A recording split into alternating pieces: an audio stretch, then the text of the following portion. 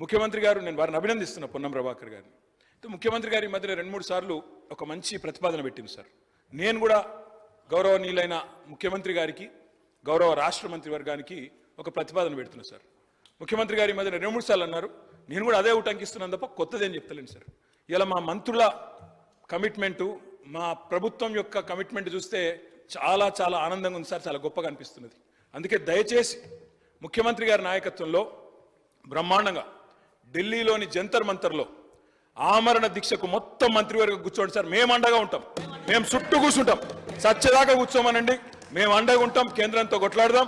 మొత్తం మంత్రివర్గం మంచిగా జంతర్ మంతర్లో కూర్చోండి.